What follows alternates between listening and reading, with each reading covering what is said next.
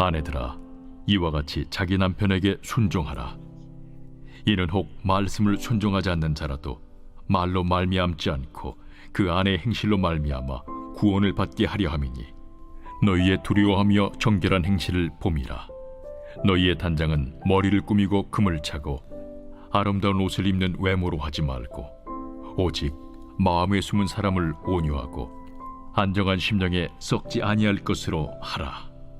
이는 하나님 앞에 값진 것이니라. 전에 하나님께 소망을 두었던 거룩한 부녀들도 이와 같이 자기 남편에게 순종함으로 자기를 단정하였나니, 사라가 아브라함을 주라칭하여 순종한 것 같이 너희는 선을 행하고 아무 두려운 일에도 놀라지 아니하면 그의 딸이 된 것이니라. 남편들아, 이와 같이 지식을 따라 너희 아내와 동거하고 그를 더 연약한 그릇이요 또 생명의 은혜를 함께 이어받을 자로 알아 귀히 여기라. 이는 너희 기도가 막히지 아니하게 하려 함이라. 아멘. 우리는 베드로 전서를 통해서 이 땅을 여행자처럼 살아가는 모든 그리스도인들에게 주는 베드로 사도의 권면을 계속해서 살펴보고 있습니다.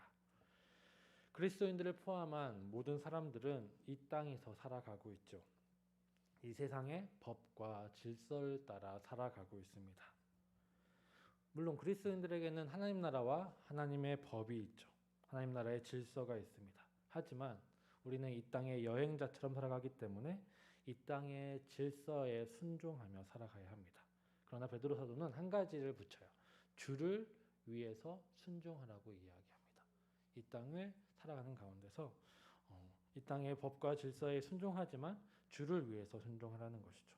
즉, 이 땅의 법을 무조건 존중하고 순종하는 것이 아니라, 무조건 따르는 것이 아니라 하나님의 백성임을 자각하며 이 땅의 법에 따르지만 이 땅의 법이 하나님의 법을 거스른다면 단호하게 거부할 수 있어야 한다는 것이죠. 그것을 대표적으로 보여주는 이가 바로 다니엘입니다. 우리가 금요 기도회 때 보고 있는 다니엘과 그 세 친구, 그것들을 어떻게 여행자로서 살아가는지를 보여주고 있어요. 그들은 이스라엘 민족이죠. 혈통은 이스라엘 민족이고 하나님 나라의 백성으로 살아왔습니다. 그러나 나라가 멸망하고 바벨론으로 강제로 이주하게 되었어요. 바벨론은 다니엘과 그 세 친구들을 바벨론 사람으로 만들려고 하였습니다. 거세도 하고 그들의 학문과 그들의 신앙을 가르치고 그들의 이름도 사드락, 메삭, 아벳느고와 같이 이방 신의 이름으로 바꾸어 버렸죠. 그들의 신앙까지도 바꾸려고 하였습니다.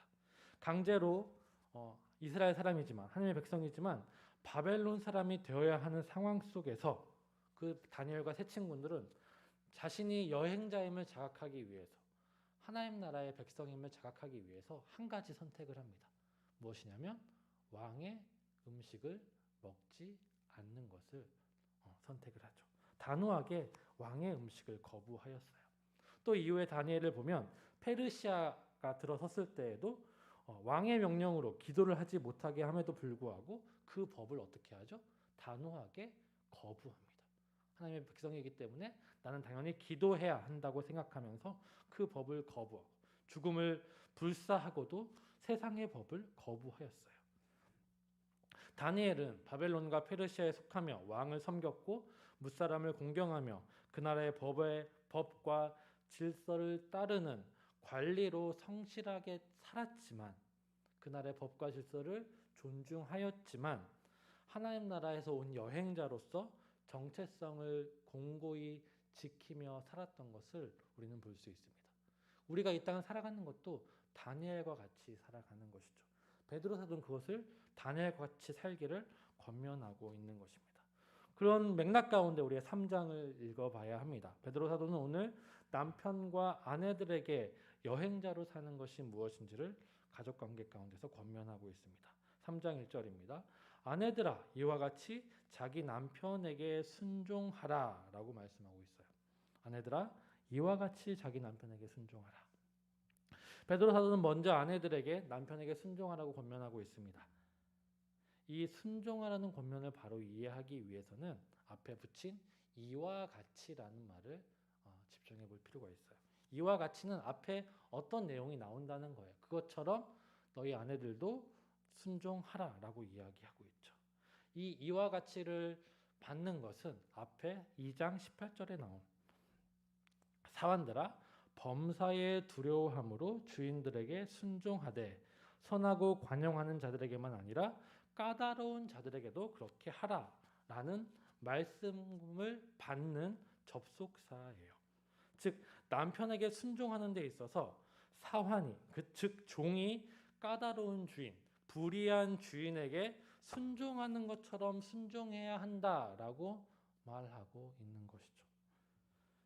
그 의미가 무엇인지는 우리가 지난주 3주 전에 살펴보았는데 잊으셨을 것 같아요. 한 번 더 돌아보고 지나가는 것이 오늘 본문을 바로 이해하는 데 도움이 될 것 같습니다.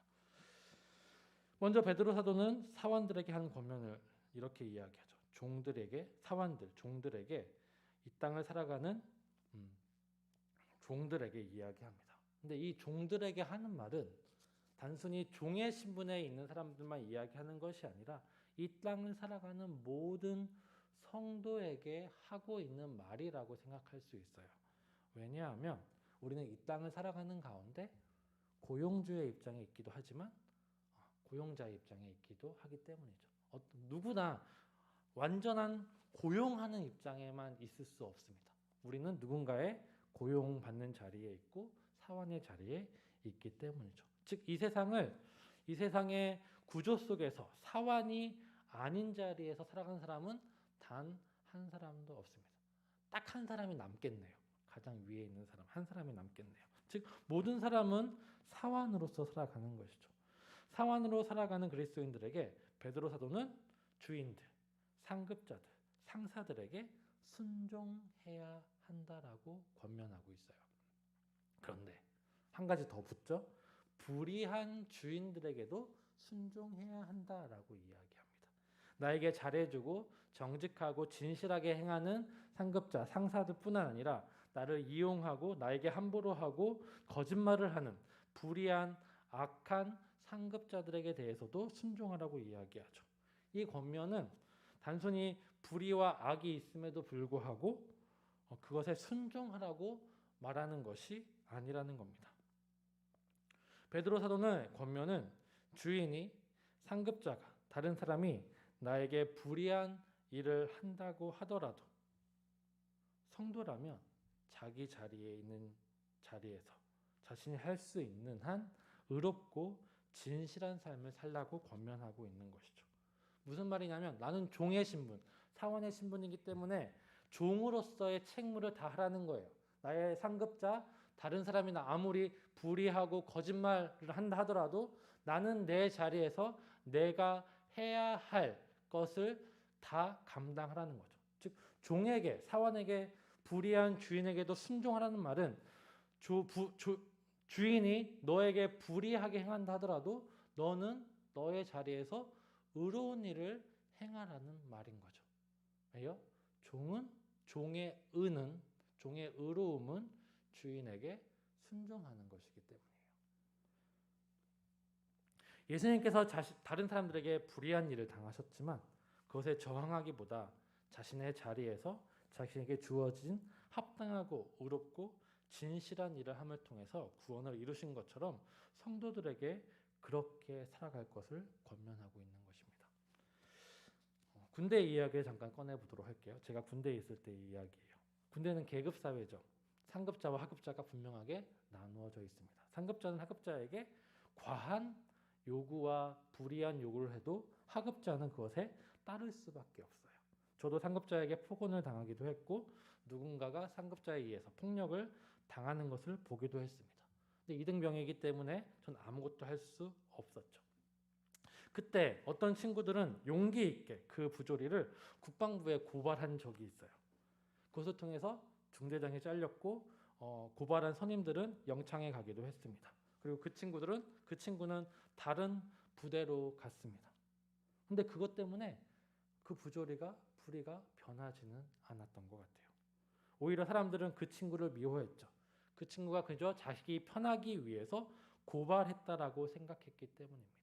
그리고 후에 그 친구가 상병 병장이 되었을 때 다른 사람들에게 똑같은 불의를 행하는 모습을 보고 더욱 싫어하게 되었던 기억들이 있어요. 또 어떤 다른 친구들이 있습니다. 부조리 속에서 이등병으로서 자신에게 주어진 일을 했어요. 상급자가 아무리 불의한 것을 시킨다 하더라도 자신의 자리에서 그것을 다 해냈던 친구가 있습니다. 모든 것이 그것들을 하는 것, 자기가 그 일을 하는 것 자체가 잘못된 것이지만, 상급자의 일을 대신 떠넘긴 것이지만, 그럼에도 불구하고 묵묵하게 자신에게 주어진 일에 복종하며 행했습니다. 불의를 고발할 용기가 없어서가 아니라 그 자리에서 그렇게 행하는 것이 옳았기 때문이죠. 그렇게 했을 때 어떻게 되었을까요?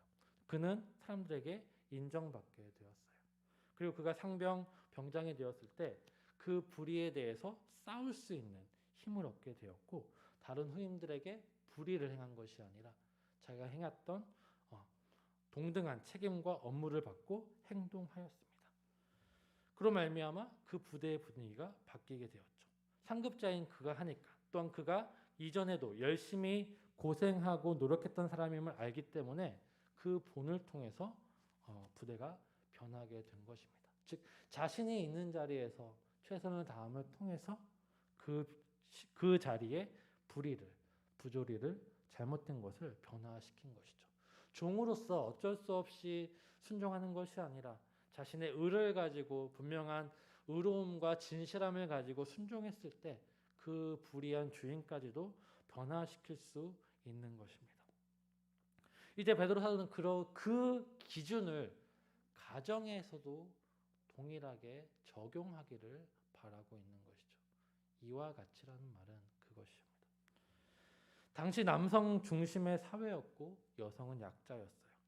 어쩌면 여성은 재산으로까지도 취급되던 사회였습니다. 남성의 말을 듣지 않는 여성은 쫓겨나기도 했습니다. 유대 사회에서는 이런 가르침도 있었대요. 여성이 내 눈에 차지 않으면 이혼 증서를 줘서 쫓아보낼 수 있다. 그래서 이런 일까지 있었대요. 밥이 오늘 맛이 없네? 그럼 이혼 증서를 써서 쫓아보내는 거예요. 밥이 탔네? 그러면 쫓아보내는 거죠. 오늘 보기에 화장을 안 하고 이쁘지 않네? 하면 쫓아보내는 거예요.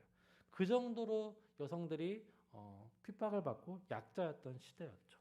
이 사회 속에서 베드로 사도는 여성들에게 순종하라고 권면하고 있습니다. 너무나 답답하죠. 뭔가 급진적인 말을 해줄 줄 알았는데, 뭔가 자유의 말을 해줄 줄 알았는데 순종하라고 이야기합니다. 여성과 남성의 사이가 주인과 노예와 같은 관계였지만 그럼에도 불구하고 순종하라고 이야기하고 있는 거죠. 사환들이 불의한 주인에게 순종하라고 말하는 것처럼 아내들이, 힘이 없는 아내들에게, 남편에게, 혹 불의한 남편들에게도 순종하라고 이야기합니다. 이 말은 남편이 더 옳고 맞기 때문이 아니라 이외에서 이전에 보았던 아내들에게 하는 권면하는 순종은, 아내들에게 권면하는 순종은 불의한 주인들에게 순종을 권면하는 것과 같은 이치로 생각하라는 것이죠.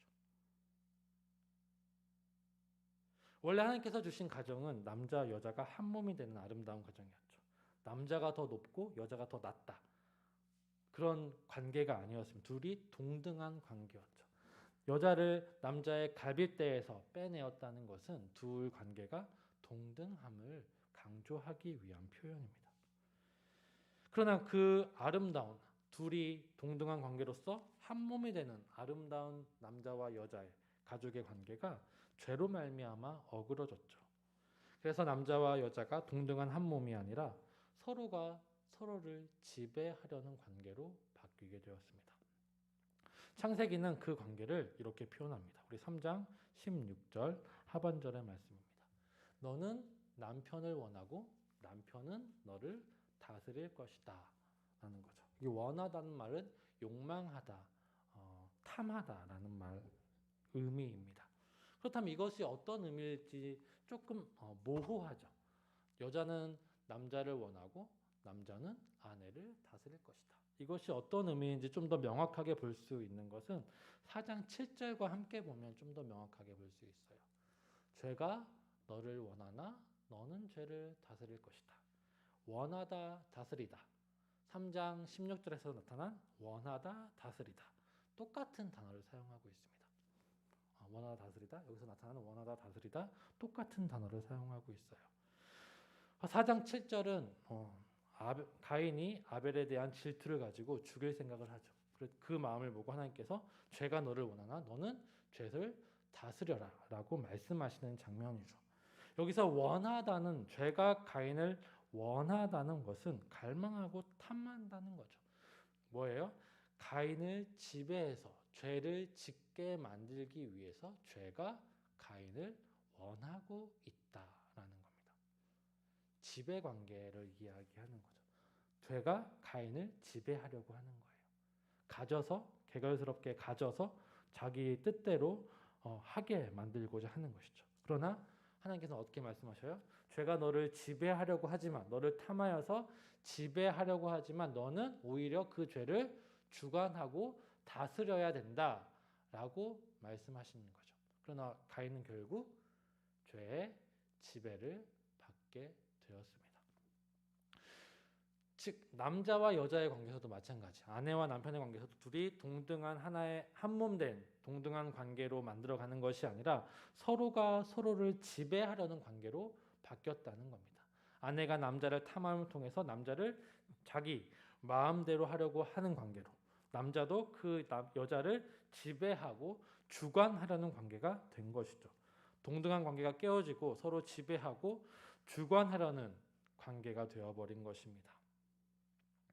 이것이 우리 사회 속에서 나타나는 남자와 여자의 불이한, 어그러진 관계라는 거죠. 당시 사회 속에서, 사회 구조 속에서 남성이 강하고 여자를 지배하려고 했지만 그 여자는 그 남자를 다시 지배하고 가지려고 하는 것이죠. 여성들이 자신을 이 당시는 치장하고 꾸밈을 통해서 문 남성들을 좌지우지하였고, 그 좌지우지하는 가운데 한 사람이 승리하겠죠. 한 남자가 승리해서 그 여자를 가지면 이제 역전이 되죠. 그 남자는 이제 그 여자를 마음대로 할 수 있게 되는 그런 서로가 서로를 지배하려는 관계 속에 있는 것이죠. 이 불의한 구조와 세상 속에서 베드로 사도는 그리스도인들에게 자신의 자리에서 온전히 행할 것을 권면합니다. 그것을 통해서 가정이 원래의 모습대로 남자와 여자가 동등한 관계로서 한몸 되는 관계로 회복할 것을 권면하고 있는 거예요. 즉, 이렇게 말하는 거죠. 여자에게 남자를 지배하여서 남자의 지배에서 벗어나려고 하지 말라고 권면하는 거죠. 오히려 사환처럼 불의한 구조 속에서 자신에게 주어진 자리에 의롭게 합당하게 행동함을 통해서 자신의 존재가 동등함을 드러내라고 이야기하고 있는 거예요. 남자가 남자에게 복종하고 따를 수밖에 없는 사회 속에서 복종하라는 권면은 사회 구조에 의해서, 힘에 의해서 어쩔 수 없이 수동적으로 복종하는 것이 아니라 너의 아내로서의 자리를 인식하고 그 가치를 인식하고 동등한 남편의 아내로서 남편을 위해서 순종하라고, 주도적으로 순종하라고 말씀하고 있는 것입니다. 약하기 때문이 아니라 동등하기 때문에 당당하게 아내로서 자신에게 주어진 직분을 감당하라는 거죠. 당시 사회가 남자가 위고 여자가 아래인 사회이기 때문에 복종하라는 말로써, 불의한 그 사회 속에서 어쩔 수 없이 복종하라는 말로써 이야기하지만 그 복종은 종이 당연히 주인에게 순종하듯이, 그 계급제도 자체는 잘못됐지만 그 당시 사회에서 종에게 의로운 것이 주인에게 순종하는 것인 것처럼 그 당시 사회 가운데 아내가 남편에게 순종하는 것이 당연한 것이고, 그것이 힘에 의해서 어쩔 수 없이 하는 것이 아니라 주도적으로, 주관적으로 하라고 말하고 있는 거죠. 여자가 지배받고 약자인 사회 속에서 약자이기 때문에 복종하는 것이 아니라 주도적인 복종을 통해서 자신의 존재의 가치와 의로움을 드러내도록 요청하고 있는 것입니다. 계속해서 베드로 사도는 자신의 외적인 아름다움으로 자신을 치장하기보다 온유한 마음을 가지라고 아내들에게 권면합니다. 남자를 지배하고 가지려는 욕망을 버리고 온유한 마음으로 자신을 단장하라고 말하고 있는 것입니다. 아까 말씀드렸지만 여성은 자신을 치장하고 아름답게 함으로 자신의 가치를 드러내고 남자를 지배하려고 하였습니다. 외적인 아름다움을 통해서 남성을 지배할 수 있게 되었죠. 그리고 그 이후에 승리한 한 사람의 남자는 그 여성을 다시 지배하게 되는 악순환의 관계들이 계속되는 세상 속에서 주도적으로 남자에게 복종함을 통해서 남자를 변화시키고 관계의 동등함을 성취하라는 권면입니다. 사라의 경우를 한번 생각해 보라고 이야기해요. 아브라함의 불의한 행동에도 2번이나 자신을 누이라고 속였음에도 불구하고 아브라함의 끝까지 순종했고 그것을 통해서 자신의 가치와 의를 드러냈던 것을 베드로 사도는 기억하라고 이야기합니다. 그러고 나서 베드로 사도는 남자에게 이렇게 이야기하죠. 육체적으로 사회적으로 남자가 더 강하기 때문에 약한 여인에게 함부로 대하지 말라고 권면합니다. 힘이 있고 자신의 권위가 있기 때문에 자신의 이기적인 욕망을 위해서 그것을 목적으로 아내를 사용하지 말고 자신의 권위와 연약한 아내를 자신의 권위를 이용해서 연약한 아내를 돌보는데 관심을 갖고 세우라고 권면하고 있는 것입니다. 기억하셔야 돼요. 이 베드로 3장의 말씀은 남성 중심의 사회 속에서 이야기한 말이에요. 그 사회 속에서 그 불의한 구조 속에서 여성에게 남성에게 말하고 있는 거예요.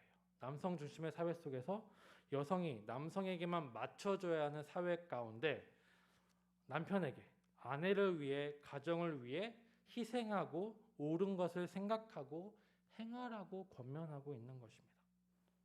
여성이 하찮은 존재가 아니라 재산이 아니라 생명의 은혜를 함께 상속받는 동등한 존재로 여기라고 말하고 있는 것이죠.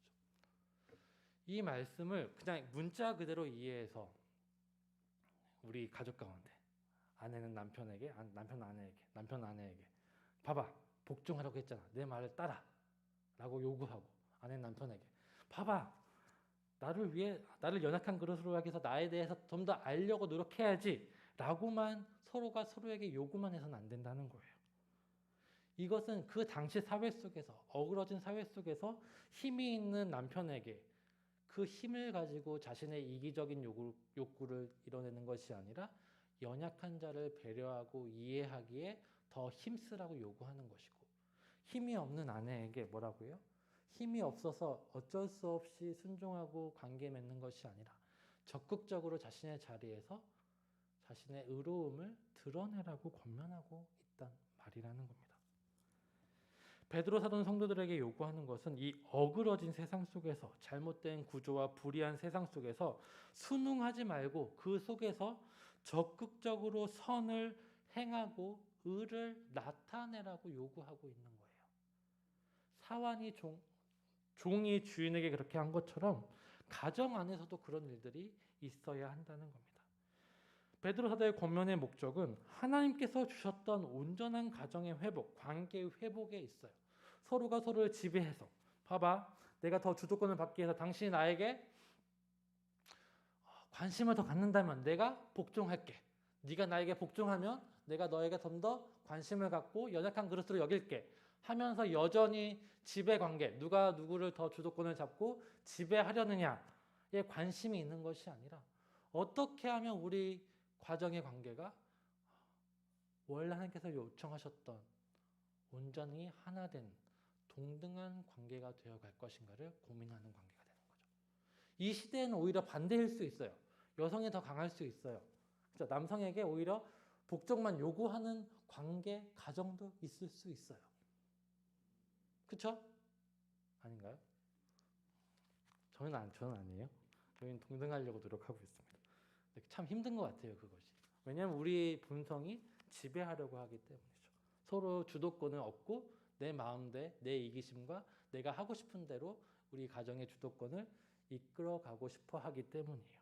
그러나 어떻든 남성이 우월하든 여성이 우월하든 그것은 중요하지 않아요. 둘 다 우월하지 않기 때문이에요. 둘 다 동등하기 때문이죠. 그 있는 자리, 지금 가정에 불의하고 어그러진 관계 속에서 어떻게 하면 두 사람의 관계가 동등하고 온전하고 의로운 관계로 만들어 갈 것인가를 고민해야 된다는 겁니다. 베드로 사도의 3장 1절부터 7절의 말씀은 그 당시 사회 속에서 하는 말이에요. 이것을 그대로 지금 우리 가정에 딱 적용해 버리면 난리 납니다. 큰일 나요. 거기서 한 번 더 생각해 봐야 돼요. 이 당시 사회 속에서 베드로 사도가 약자인 여자에게 그럼에도 불구하고 불의하지만 그럼에도 불구하고 자신의 자리에서 최선을 다하라고 했던 그 권면의 의미가 무엇인지, 힘이 있는 남자에게 자신의 힘을 자신의 이기심과 지배하는 욕구를 이루는 데 사용하지 말고 연약한 다른 지체, 다른 가정의 아내들을 위해서 사용하라는 이 권면이 우리 가정 가운데서 어떻게 나타나야 되는지를 우리는 각자가 고민해야 되는 거예요. 중요한 것은 내가 있는 그 자리에서 불의한 그 상황 속에서 순응한 것이 아니라 계속해서 지금 나와 남편의 관계, 나와 아이들의 관계 가운데 무엇이 의롭고 무엇이 선한 것인지 기도함을 통해서 말씀을 보면 통해서 분별해야 되고 내가 할 수 있는 한 최선을 다해서 적극적인 선을, 적극적인 의로움들을 행해야 한다는 것입니다. 남자임에도 불구하고 아내에게 순종해야 될 때 순종해야 되는 것이고, 아내임에도 불구하고 남편의 그 마음이 연약했을 때 보듬어주고 이해해주고 함께 공감해줘야 된다는 거예요. 그것이 함께 가야 된다는 겁니다. 무조건 아내는 남편에게 순종해야 되고 남편은 아내를 위해서 자신을 희생하라 라는 것이 성별을 나눠서 이야기하는 것이 아니라 누가 됐든 가정의 하나됨을 위해서 서로가 서로에게 적극적으로 행동하라는 권면이 바로 베드로전서 3장 1절부터 7절에 베드로 사도가 바라는 근본적인 권면인 것이죠. 남편이 아내에게 이 말씀을 가지고 내 말에 순종해 라고 요구하고 아내는 남편에게 더 관심을 가져줘 라고 요구만 하는 것은 베드로 사도의 의도와 전혀 상관이 없다는 겁니다. 저는 여기까지밖에 여러분들에게 말씀드릴 수 없어요. 왜냐하면 여러분의 가정의 관계, 남편과 아내의 관계가 어떤지 구체적으로 알 수 없기 때문이죠. 여기서부터는 여러분들이 고민해야 됩니다. 내가 남편에게, 아내에게 할 수 있는 최선의 선이 무엇인지, 적극적인 선이 무엇인지를 스스로 고민하셔야 되고 스스로 적용하셔야 돼요. 제가 여러분들 이렇게 하라고 해드릴 수 없습니다. 저도 생각이 났죠. 최근 아내와 좀 의견 대립이 있었어요. 내가 생각해 그건 되게 아내의 생각은 제가 생각하기에 인정할 수 없는 불의한 일 같아 보였어요. 근데 이 말씀을 준비하면서 드는 말은 그럼에도 불구하고 나는 남편으로서 최선을 다해야 된다 생각하죠. 좀 제가 삐져가지고 아내랑 대화도 하지 않고 좀 피하고 있었거든요. 아내가 마음을 돌릴 때까지 나는 삐져 있으리라 하고 굳건히 마음을 가지고 있었는데 이 말씀을 묵상하면서 그것이 정말 불의하다 할지라도 나는 아내로서 남편으로서 내 직분과 내 직무와 내 해야 할 일은 해야 되는구나 라는 것을 깨달아서 정말 하기 싫거든요. 정말 제 마음도 준비하면서 내가 해야 돼요. 안 그러면 또 잘못된 거 아닐까요?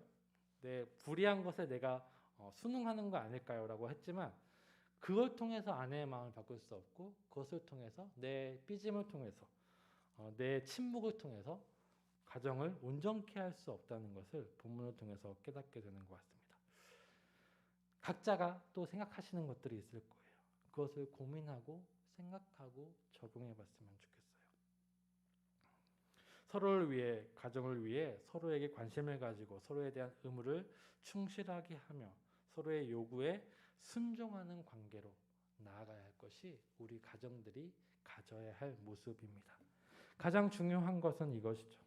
이 세상 속에서 이 불의하고 어그러진 세상 속에서 가정에서 진정한 하나됨, 동등함, 그리고 온전한 예배가 이루어지기 위해서 우리는 우리에게 주어진 남편으로서 아내로서의 직분이 무엇인지를 고민하고 성실하게 그 직분을 감당해 가야 하는 것. 그것이 오늘 베드로 사도가 우리에게 주는 말씀인 것 같습니다. 우리 함께 말씀을 기억하며 찬양합니다.